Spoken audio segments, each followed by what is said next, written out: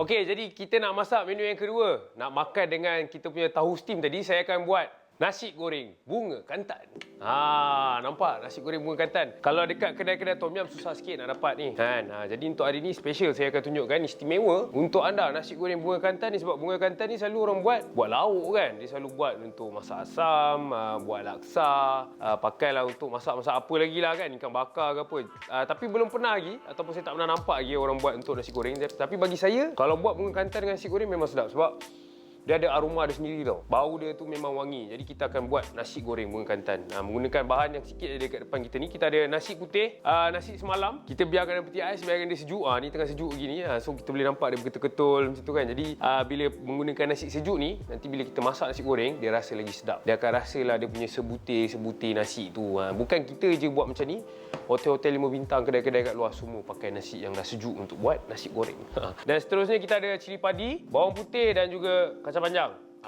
Ini je lah yang kita pakai pun sebenarnya kan. Jadi sebenarnya tak ada masalah pun. Kalau rasa macam nak tambah sedikit, masukkan cili paste ke, cili bo ke, nak tambah lagi bawang merah ke, boleh, tak apa, tak ada masalah pun. Yang penting kena ada rencah sikit lah. Macam saya pakai kek ikan ataupun orang panggil fish cake. Jadi anda boleh gantikan dia dengan udang, dengan ayam, daging. Kalau tak nak pun pakai sayur je pun boleh. Okey, jadi yang first kali apa kita kena buat adalah kita akan tumis semua bahan-bahan ni. Lepas tu kita masukkan nasi. Siap. Okey, kita masukkan minyak dulu. Okey, panaskan sikit minyak. Okey, jadi sekarang kita akan hiris bahan-bahan kita ni. Saya akan potong dulu kita punya bunga kantan ni. Baiklah, sekarang saya akan hiris bunga kantan dan anda pastikan dia bila kita hiris untuk tumis ni, biarkan dia halus-halus kecil sikit. Jangan terlampau besar sangat sebab bunga kantan ni dia ada serat tau. Okey, saya tunjuk dia punya serat ni, so dia macam susah sikit nak koyak macam ni, nampak? Dia ada serat-serat ni. Jadi serat ni kalau kita potong terlampau besar ataupun tak cukup masak, dia bila makan dia jadi terlampau liat. Macam mana kita makan serai, kalau besar sangat kan susah nak kunyah kan. Macam tu, sama dengan bunga kantan. Jadi kita akan hiris dia kecil lah. Saya akan potong dia kecil sikit dan kita buang mana yang tak cantik ni. Bahagikan setengah. Bahagi lagi setengah. Lepas tu kita hiris je. Hiris nipis yang boleh lah. Tapi janganlah tumbuk. Jangan tumbuk, jangan kisar. Kita tak nak kisar, tak nak tumbuk sebab kita tak nak dia berair. Tapi kita nak ada sikit-sikit bila kita potong kecil-kecil tu, nanti bila kita tumis, dia akan rasa, bila kita gigit tu akan rasa, oh bunga kantan, sedap kan. Ada sedikit tergigit kan. Okey, kita hiris je sampai habis. Saya pakai setengah kot, cukup kot sebab nasi kita pun tak banyak. Okey, jadi setengah lagi bunga kantan, kita boleh buat menu yang minggu hadapan pula ke. Tambah je sikit. Bawang putih 2 biji. Okey, buang kulit dia. Bawang putih ni memang kalau untuk nasi goreng, apa-apa jenis nasi goreng pun memang orang pakai bawang putih lah. Dia memang wajib ada. Bukannya untuk nasi goreng je, tapi kalau untuk dalam hidangan-hidangan kita kan. Contoh macam orang Chinese pun suka pakai bawang putih, orang India pun suka pakai bawang putih. Lagilah masakan Melayu pun sama juga. Kita ni semua sama je masakan dia. Iris semua sekali. Dan kita akan masukkan terus ke dalam minyak ni. Sebab kita punya periuk ni pun dah panas. Biarkan dia dulu, kita jangan kacau lagi.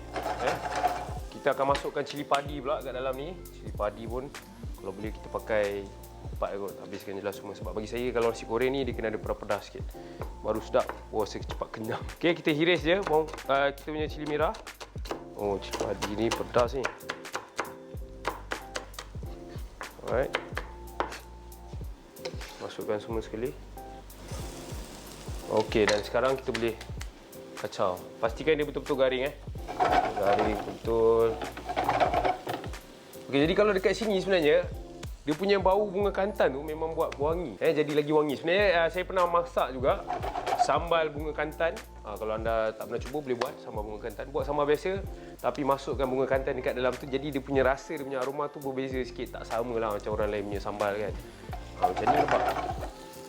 Bau bunga kantan dia, dan kita pun boleh nampak lagi bunga kantan dia warna pinky-pinky tu. Cantik tu.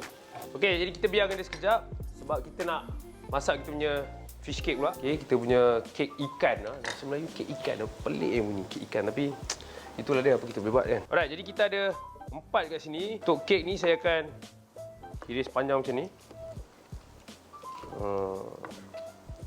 Lepas tu kita masuk je, kita tumiskan sekali dengan kita punya bawang putih tadi, kita punya cili padi dengan bunga kantan. Bila besar macam ni bukannya apa kan, bila kita potong besar-besar ni sedap lah sikit nanti bila nak makan.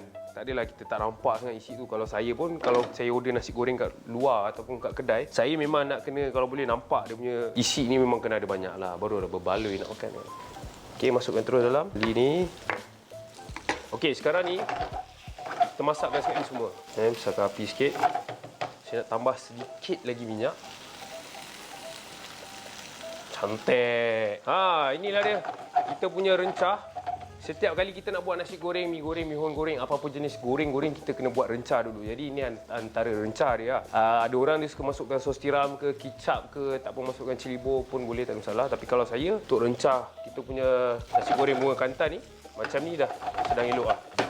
Sebab bila ada rencah ni, baru senang kita nak masukkan nasi. Jangan masukkan nasi dulu baru nak buat rencah, nanti dia punya rasa pun tak sedap sebab bahan-bahan yang kita pakai semua tak tumis. Jadi bila tak tumis, dia rasa mentah. Bila rasa mentah ni, rasa dia tak sedap lah. Contoh macam bawang kan. Sebenarnya bawang dia manis tau. Kalau kita masak betul-betul dia akan rasa manis. Tapi kalau kita makan macam tu je, dia memang rasa nak menangis. Nampak? Okey, ni kita nak kena masakkan kita punya, saya nak biarkan kita punya fish cake kita ni biar dia kembang sikit, bagi dia garing sikit, barulah dia akan menaikkan rasa sedap fish cake tu. Saya nak ambil satu lah. Saya pun tak sabar nak rasa ni.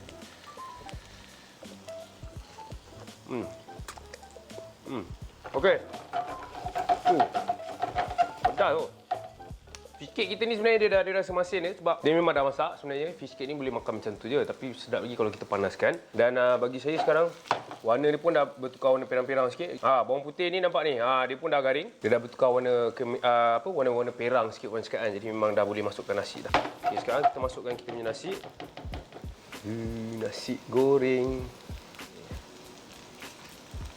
Memang dekat rumah kalau saya ada nasi kan, macam contoh malam ni masak nasi terlebih banyak kan, memang saya akan simpan dalam peti ais sebab dia boleh tahan lebih lama kan, dia akan tahan dalam masa seminggu. Jadi bila-bila kita nak masak nasi goreng tu, rasa macam tiba-tiba ada orang datang rumah, kita buat nasi goreng paling mudah. Nampak? Rencah dia pun sikit je bahan yang saya pakai. Dan kita kacau nasi goreng ni. Kita tekan sikit mana yang berketul-ketul tu.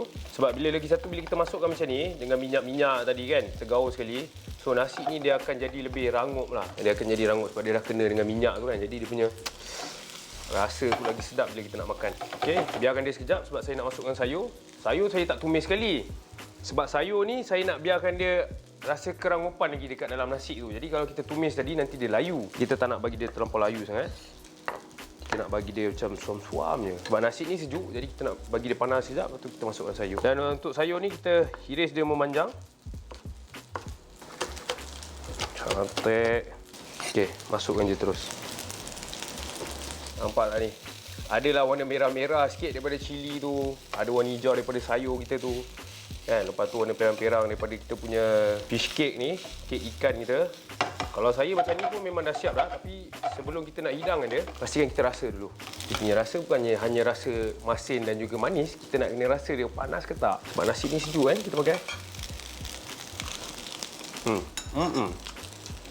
Garam memang kurang. Sebab tak letak lagi garam tadi . Garam sikit. Oh, tapi pedas tu memang dah ada dah. Tu punya rasa pedas tu memang terangkat kat kalau makan. Kan? Tapi sedang elok kalau kita makan dengan kita punya tahu steam nanti. Okey, dah dihitam sikit. Alright. Dan kita kacau. Okey, tengok macam mana. Rasanya okey kot ni. Okey. Dah sedap. Kita dah boleh tutup api. Sekarang saya nak hidangkan terus. Nasi goreng bunga kantan. Nampak tak? Senang je sebenarnya nak buat ni. Memang betul-betul geng-geng bujang kat luar sana semua boleh buat. Kan? Mana tahu adik-adik sekolah tu ke.